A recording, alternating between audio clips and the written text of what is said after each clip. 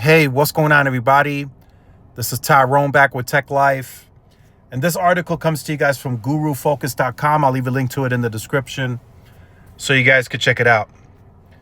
So, as I usually say, I'm no financial expert, no stock expert, so don't go and buy, sell, trade any of your stock based on my opinion.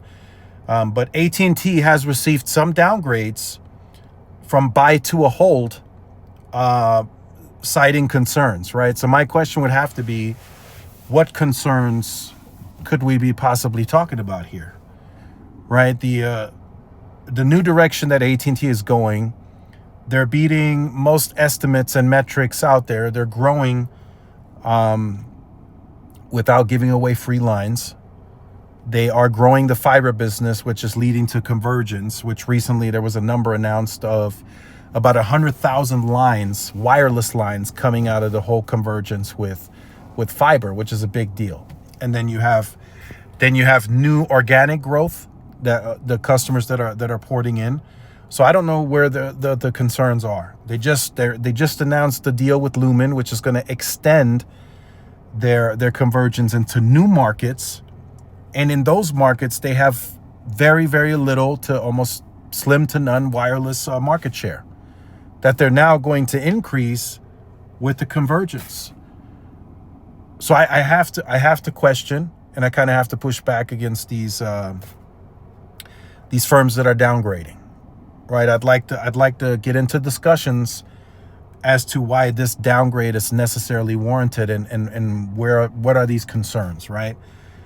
If it was still different today, right? If they still had this media going on and they were doing all this other stuff and the CapEx was getting spread thin all over the place, even though it's a lot, right? They're getting into media and original content. All of that is a thing of the past.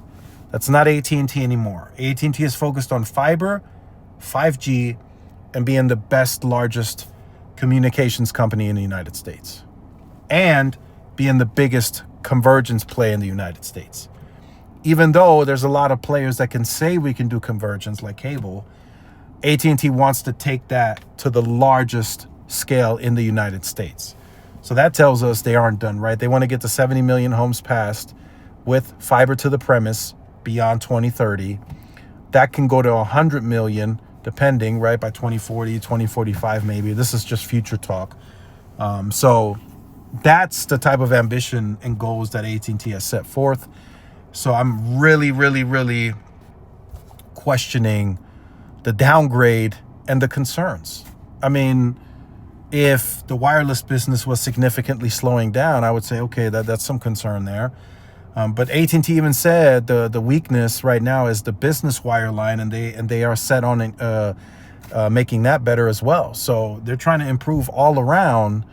So I don't necessarily agree with the downgrade here, in my view. But again, that's just my opinion. Like I said, I'm no financial expert, no stock expert. Don't go and say, buy, trade any of your stock based on my opinion. Just wanted to share that. I want to hear from you guys in the comments as well. Do you agree with the downgrade, or are you more positive on AT&T's position? Let me know your thoughts. Like, share, subscribe. See y'all in the next one. Peace.